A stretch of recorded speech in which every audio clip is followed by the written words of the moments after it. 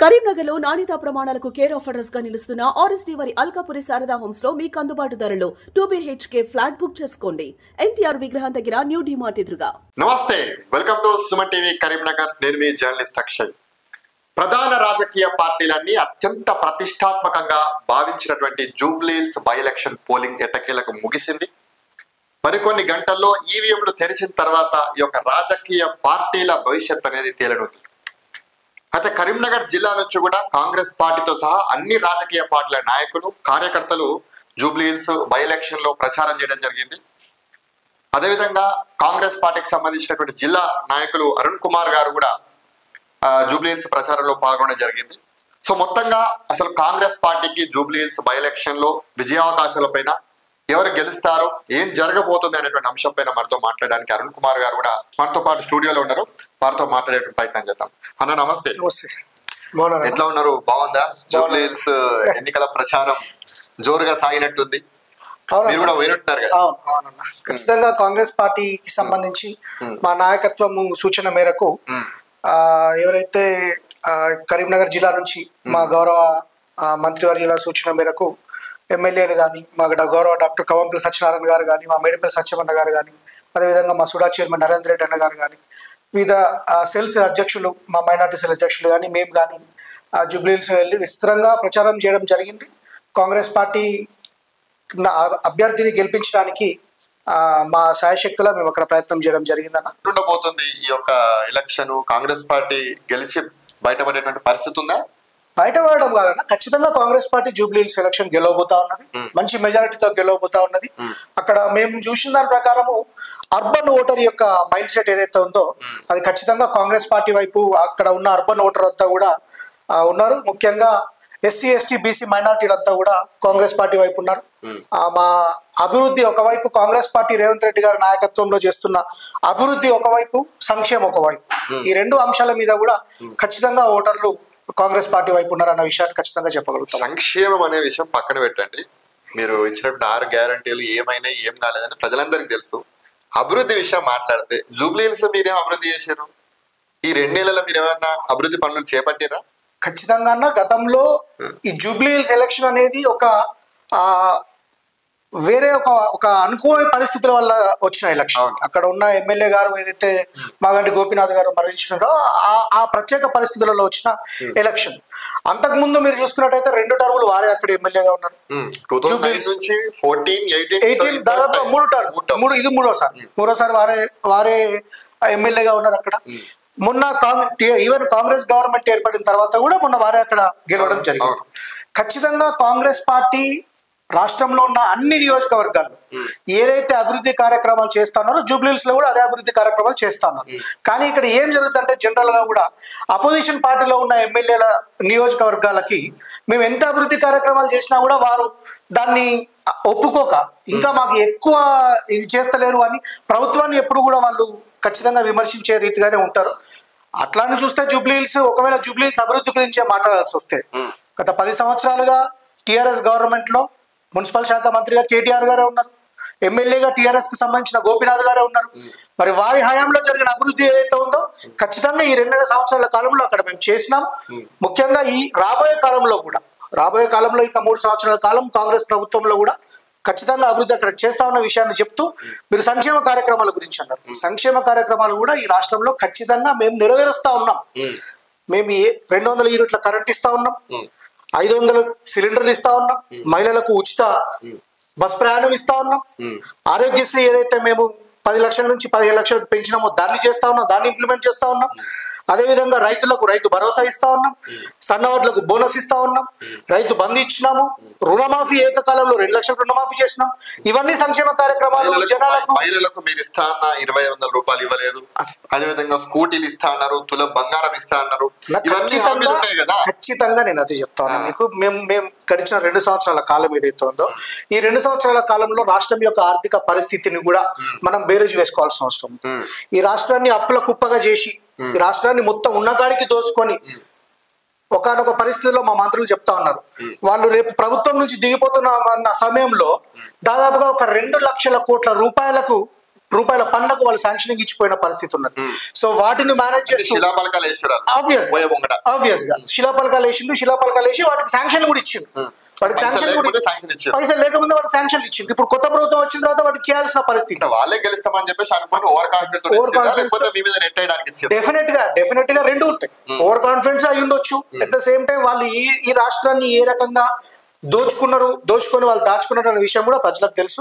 దాని నుంచి బయటపడుతుంది నెమ్మదిగా ఒక్కొక్క సంక్షేమ పథకాన్ని ఖచ్చితంగా చేస్తా ఉన్నాం. మీరన్న మహిళలకు 2,500 రూపాయల భరోసా కూడా మేము ఇవ్వబోతా ఉన్నాం. పెన్షన్లు కూడా పెంచబోతా ఉన్నాం. ఖచ్చితంగా కాంగ్రెస్ పార్టీ ఏదైతే ఎన్నికల ముందు వాగ్దానం చేసిందో ఆ వాగ్దానాలన్నీ కూడా 100% కాంగ్రెస్ పార్టీ రాబోయే రోజుల్లో నెరవేర్చబోతా ఉన్నదన్న విషయాన్ని కూడా క్లియర్ గా చెప్పారు. రేపు కౌంటింగ్ జరగబోతుంది. ఈవీఎం డబ్బాలు తెరిచిన తర్వాత కాంగ్రెస్ విజయావకాశాలు ఎలా ఉండబోతున్నాయి? ఖచ్చితంగా మీరు గెలుస్తారా? 100% కాంగ్రెస్ పార్టీ జూబ్లీహిల్స్ లో గెలవబోతా ఉన్నది. ఒకవేళ ఓడిపోవడం అనే సమస్య ఉత్పన్నం కదన్నా. 100% ఖచ్చితంగా కాంగ్రెస్ పార్టీ జూబ్లీహిల్స్ లో గెలవబోతా ఉన్నది. 15 నుంచి 20,000 ఓట్ల మెజారిటీతో కూడా కాంగ్రెస్ పార్టీ గెలవబోతా ఉన్నది అక్కడ. అంటే ఇప్పుడు మీరు 2 సంవత్సరాల పరిపాలనకు, ముఖ్యమంత్రి రేవంత్ రెడ్డి గారి పరిపాలనకు ఒక రిఫరెండంగా ఈ యొక్క జూబ్లీహిల్స్ బై ఎలక్షన్ భావించవచ్చా అన్న? ఒకటి ప్రత్యేక పరిస్థితిలో వచ్చిన ఎలక్షన్స్ ని ఎప్పుడు కూడా మనం రెఫరెండంగా చూడడానికి లేదా. ఇది అక్కడ ఒకవేళ గోపీనాథ్ గారు వాళ్ళ బ్రతికే ఉంటే ఆ ఎలక్షన్ రాకపోతుండే. ప్రత్యేక పరిస్థితులు నేను ఎందుకు అంటున్నా స్పెసిఫిక్ గా ప్రత్యేక పరిస్థితులు అంటున్నారు. ప్రత్యేక పరిస్థితులు అంటే ఏం పరిస్థితులు? అకాల మరణమే కదా. అకాల మరణమే చెప్తే కదా. ఇప్పుడు ఎమ్మెల్యేగా ఉన్నప్పుడు మీరు ఇంత పెద్ద ఎత్తున మీ మంత్రులను, మీ ముఖ్యమంత్రి గారిని, మీ యొక్క పార్టీ నాయకులను మీ కరీంనగర్ జిల్లా నుంచి మీరంతా పోయి జూబ్లీహిల్స్ లా పోటీ చేయడం ఎందుకు? అంత ప్రచారం చేయడం ఇవాళ కొత్త కాదన్న. మీకు ఒక విషయం చెప్తాను చాలా క్లియర్ గా. కాంగ్రెస్ పార్టీ సిస్టమ్ లో అదే చెప్తున్నా. కాంగ్రెస్ పార్టీ సిస్టమ్ లో ఏ బై ఎలక్షన్ అయినా కూడా మేము శాయశక్తిలా కొట్లాడతాం. మీకు ఎగ్జాంపుల్ చెప్తాను నేను. దుబ్బాక బై ఎలక్షన్ జరిగింది. మేము కరీంనగర్ నుంచి ఇక్కడ నుంచి పోయి దుబ్బాకలో అప్పుడు ఉత్తమ్ కుమార్ రెడ్డి గారు మా మంత్రివర్యులు అప్పుడు పిసిసి ప్రెసిడెంట్ గా ఉండేది. దుబ్బాకలో మా మంత్రివర్యులు అప్పుడున్న పిసిసి అధ్యక్షుల వారు ఒక ఇల్లు తీసుకొని ఒక 15 రోజులు దుబ్బాకలోనే ఉన్నారు. నేను చెప్తున్నా, నా మాట మొత్తం కంప్లీట్ చేయండి. దుబ్బాకలోనే ఉన్నారు. మా క్యాడర్ అంతా కూడా అక్కడ పనిచేసింది. మాకు నిన్న మా ముఖ్యమంత్రి రేవంత్ రెడ్డి గారు మాట్లాడుతూ ఒక విషయం చెప్పిండ్రు, చాలా ఆలోచింపజేసే విషయం. హుజురాబాద్ ఎలక్షన్స్ లో మాకు దాదాపుగా 3 నుంచి 4,000 ఓట్లు మాత్రమే వచ్చినాయి. కానీ ఆ ఎలక్షన్స్ కూడా మేము తేలికగా తీసుకోవాలి.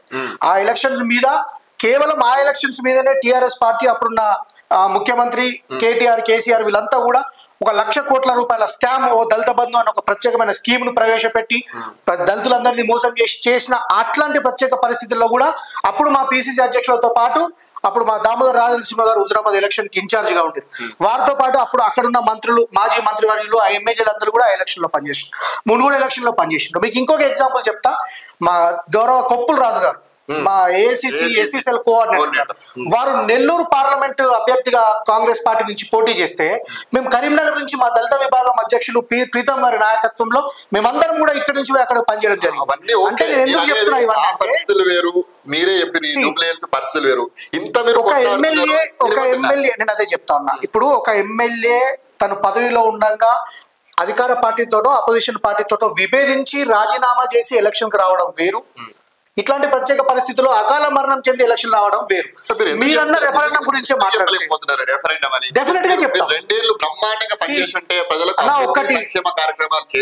ఖచ్చితంగా భయపడట్లేదు. కాంగ్రెస్ పార్టీ ఎప్పుడు కూడా బై ఎలక్షన్లకు కానీ ఎలక్షన్లు కానీ ఎప్పుడు భయపడలేదు. మాకు బలమైన క్యాడర్ ఉంది, బలమైన లీడర్షిప్ ఉంది. బట్ మేమేం చెప్తున్నామంటే కాంగ్రెస్ పార్టీ ఈ ఎలక్షన్స్ ని రెఫరెండం గా చూస్తుందా లేదా అన్నదానికంటే ముఖ్యంగా మేమేం చెప్పబోతున్నామంటే, ఏం చెప్పదలుచుకున్నామంటే, ఒకవేళ కనుక కాంగ్రెస్ పార్టీ ఎలక్షన్స్ లో ఓడిపోవడం అన్న సమస్య ఉత్పన్నం కాదు. ఓడిపోతే మా పరిస్థితులన్నింటినీ కూడా మేము బేరీ చేస్తాం. అసలు ఓడిపోవడం అన్న సమస్య ఉత్పన్నం కాదని నేను చెప్తాను. డెఫినెట్ గా రేపు ఇదే సమయానికి నేను మీ దగ్గరికి వస్తా, ఖచ్చితంగా మాట్లాడదాం. కాంగ్రెస్ పార్టీ ఓడిపోవడం అంటూ ఉండదు. మేము ప్రతి ఎలక్షన్స్ ని కూడా ఒక పరీక్షలాగానే తీసుకుంటాం, కూర్చుంటాం. గెలిచినా ఓడిపోయినా మాకు ఒక ఎన్నికల సమన్వయ కమిటీ ఒకటి ఉంటది. మా పిసిసి అధ్యక్షుల వారి నేతృత్వంలో కాంగ్రెస్ పార్టీ ఒక ఎన్నికల కమిటీ ఉంటది. మేము దాని మీద బేరీజ్ వేసుకొని ఏం జరుగుతుంది ఏంటన్న దాని మీద కూడా మేము ఖచ్చితంగా ఆలోచన చేస్తా ఉంటాం. సార్, ఇంకొకటి, పోలింగ్ రోజు మీ మంత్రులు, మీ ఎమ్మెల్యేలు, మీ పార్టీ నాయకులు అక్కడే తిష్ట వేశారు పోలింగ్ బూతుల దగ్గర. ప్రజల్ని మభ్యపెట్టేటువంటి, ప్రలోభ పెట్టేటువంటి, డబ్బులు పంచే కార్యక్రమాలు చేశారు, రిగ్గింగ్ చేశారు, దొంగోట్లు వేశారు అనేటువంటి విధంగా ఆరోపిస్తున్నారు. వీడియోస్ కూడా వస్తున్నాయి. టిఆర్ఎస్ నాయకులు ఏదైతే ఆరోపణలు చేసినారో ఆ ఆరోపణలు మీరు చాలా జాగ్రత్తగా ఫాలో అయినట్టు అనిపిస్తున్నదన్న. మీకు ఒక విషయం చెప్తా క్లియర్ గా. మా మంత్రివర్యులు గౌరవ పొన్నం ప్రభాకర్ గారు చాలా క్లియర్ గా చెప్పడం జరిగింది. ఏదైతే 9వ తారీఖు సాయంత్రం 5 గంటలకు ఎలక్షన్ ప్రచారం ముగిసిందో, ముగిసిన రోజు నుంచి ఎవరైనా మాకు సంబంధించిన నాయకులు కానీ మా మంత్రులు మీరన్న ఆ నియోజకవర్గానికి సంబంధించిన వారు కాకుండా వేరే నియోజకవర్గానికి సంబంధించిన వాళ్ళు ఎవరైనా అక్కడ కనిపిస్తే బాజాప్తా ఎలక్షన్ కమిషన్ వాళ్ళని కేసులు కూడా పెట్టుకోవచ్చు. నేను అదే చెప్తున్నాను అన్న, కేసులు కూడా పెట్టుకోవచ్చు అని అన్న విషయాన్ని చెప్పడం జరిగింది. ఎమ్మెల్యే రామచంద్ర నాయక్ గారు, మల్లు బంటి విక్రమార్క గారు, ఇలా చెప్పుకుంటే పోతే కూన శ్రీశైలం గౌడ్ గారు. ఇప్పుడు నేను ఒకటి చెప్తా, జూబ్లీహిల్స్ నియోజకవర్గం అనేది ఇప్పుడు కరీంనగర్ లాగా ఒక బౌండరీతో ఉన్న నియోజకవర్గం కాదు. మీకు తెలుసు జూబ్లీహిల్స్ నియోజకవర్గం అది ఎక్కడ, షేక్పేట ఎక్కడ, ఎర్రగడ్డ ఎక్కడ, యూసుఫ్ కూడా ఎక్కడ. సో ఇట్లాంటి పరిస్థితులలో వారికి ఏమన్నా వారి వ్యక్తిగత కార్యక్రమాలు ఏమన్నా ఉంటే పోలింగ్ బూతుల దగ్గరికి పోయిన దాఖలాలు అయితే లేవన్నా అది టీఆర్ఎస్ వాళ్ళు కేవలం ఆరోపణ మాత్రమే చేస్తా ఉన్నారు. పోలింగ్ బూతుల దగ్గర ఎక్కడ లేదు. మేము అట్లా రిగ్గింగ్ చేయాలి, అట్లా నిజంగానే ఓటర్లను ప్రలోభపెట్టి భయపెట్టాలి అంటే కాంగ్రెస్ పార్టీ ఖచ్చితంగా అన్ని ఎలక్షన్ లో దుబ్బాక్ ఎలక్షన్ లో, హుజురాబాద్ ఎలక్షన్ లో బీఆర్ఎస్ పార్టీ చేసినటువంటి పనిని ఇప్పుడు కాంగ్రెస్ పార్టీ చేస్తుంది. అంటే బీఆర్ఎస్ పార్టీ వాళ్ళు ఒప్పుకుంటున్నారా? మరి మీరు ఒప్పుకుంటున్నారా? పోనీ బీఆర్ఎస్ పార్టీ వాళ్ళు ఖచ్చితంగా మునుగోడులో కానీ హుజురాబాద్ లో కానీ చేసిన ఒప్పుకుంటున్నారా? తెలిసినటువంటి విషయం మేము అట్లా చేస్తున్నాం. కాంగ్రెస్ పార్టీ పక్షంగా మేము అట్లా ఏ రోజు కూడా మేము చేస్తలేం. అక్కడ మా అభ్యర్థి నవీన్ యాదవ్ గారు చాలా బలమైన అభ్యర్థి. వారి కుటుంబ నేపథ్యం అంటే బలంగా దౌర్జన్యం చేయడం, రౌడీజం చేయడం. బలమైన అభ్యర్థి అంటే దానికి చాలా రకాల ఇది ఉంటాయి. బలమైన ఒక యాదవ్ బిడ్డ, బీసీ బిడ్డ, అక్కడ బస్తీలో పెరిగిన బిడ్డ, వారి కుటుంబ నేపథ్యం. ఆయన మీద కూడా అనేక కేసులు ఉన్నాయి. మరి కుటుంబం మీద రౌడీజం అనేటువంటి ఆరోపణలు ఉన్నాయి. రౌడీజం అనేది చాలా సందర్భాలు ఉన్నాయి ఎలక్షన్. నేను అదే చెప్తా రౌడీ షీట్లు అనేది, రౌడీజం అనేది చాలా రకాల పరిస్థితులలో రౌడీ షీట్లు అనేది ఏర్పాటు చేయడం జరుగుతుంది. మనము సెటిల్మెంట్లు చేయడము, జనాల్ని బెదిరించడము, మర్డర్ చేయడము, ఇది కూడా రౌడీజం కిందకే వస్తుంది. వాళ్ళ మీద రౌడీ షీట్లు ఓపెన్ అయ్యే పరిస్థితి ఉన్నది.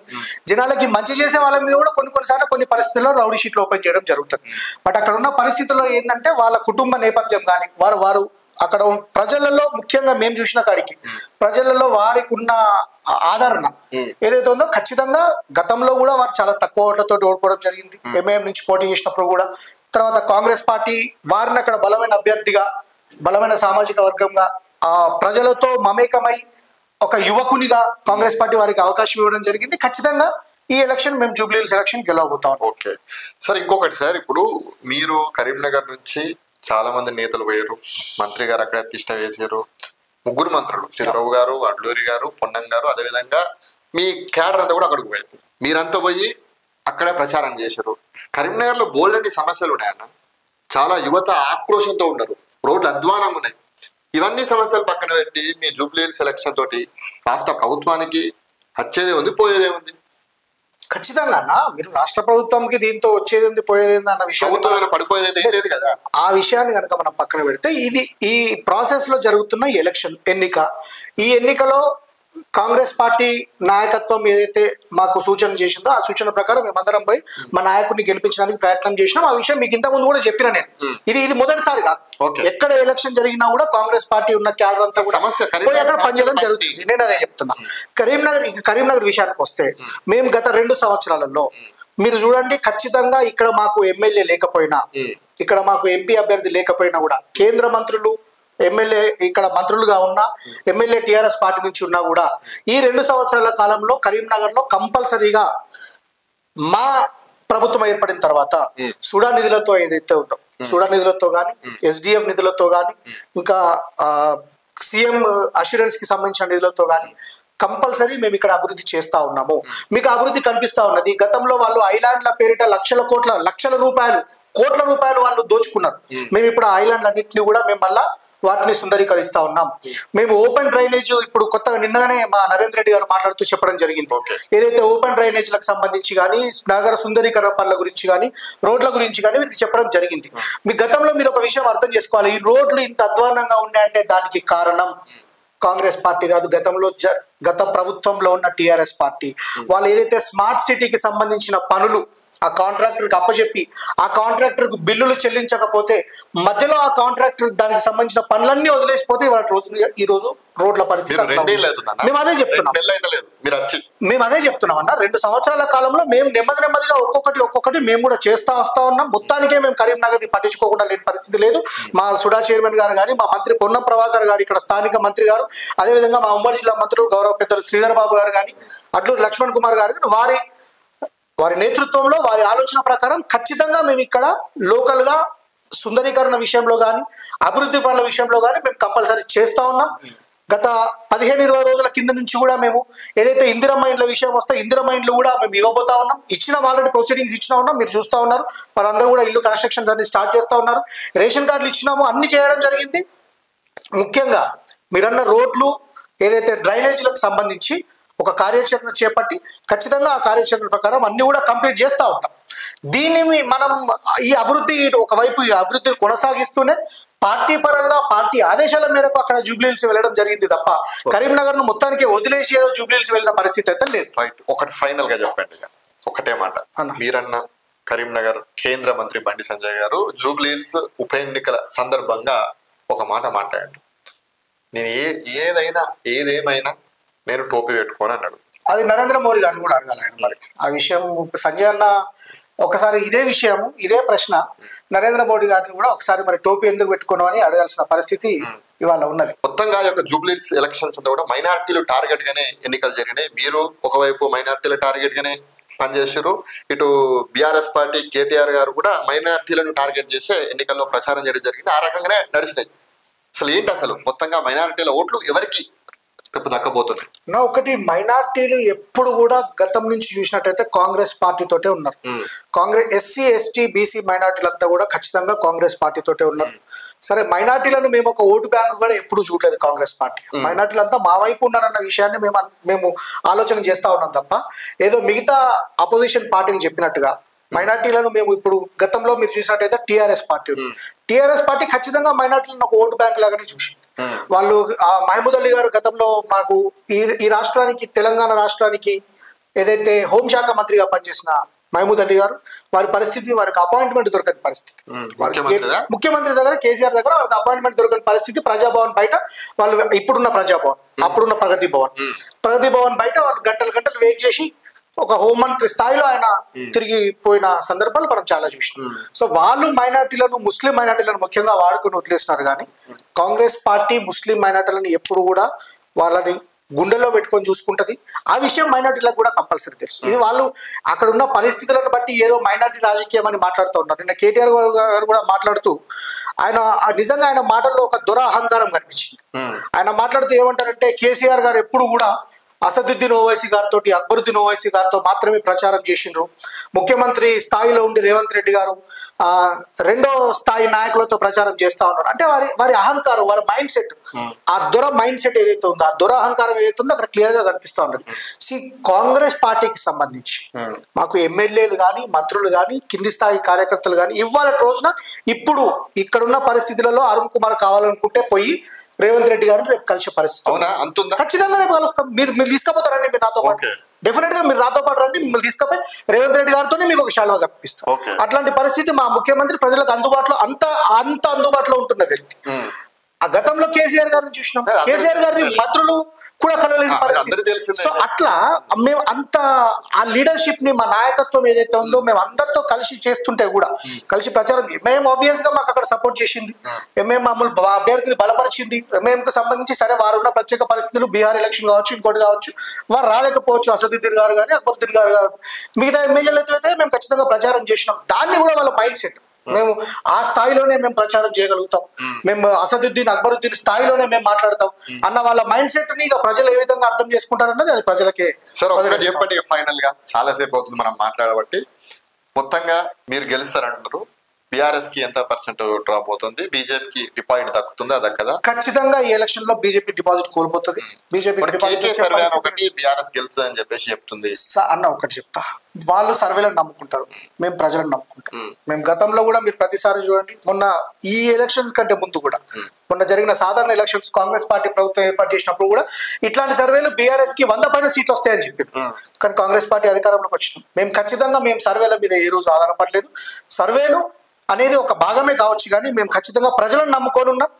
జూబ్లీహిల్స్ ఓటర్లంతా కూడా కాంగ్రెస్ పార్టీ వైపు ఉన్నారు. జూబ్లీహిల్స్ ఓటర్లంతా కూడా రేవంత్ రెడ్డి గారి నాయకత్వాన్ని, రేవంత్ రెడ్డి గారి ప్రభుత్వాన్ని బలపరుస్తా ఉన్నారు.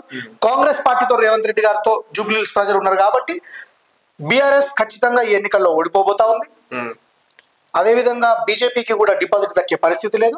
15,000 నుంచి 20,000 ఓట్ల మెజారిటీతో మా అభ్యర్థి నవీన్ యాదవ్ గారు గెలుస్తారు. ఓకే, చూద్దాం రేపు ఈవీఎంలు తెరిచిన తర్వాత, కౌంటింగ్ ప్రారంభమైన తర్వాత ఏ రకంగా ఉంటుంది పరిస్థితి. కాంగ్రెస్ పార్టీ గెలుస్తుందా, గెలిస్తే ఎంత మెజారిటీ తోటి గెలుస్తుంది అనేది మనం రేపు కౌంటింగ్ అయిపోయిన తర్వాత తెలుస్తుంది. మొత్తంగా చాలా అంశాలు మాతో మాట్లాడారు.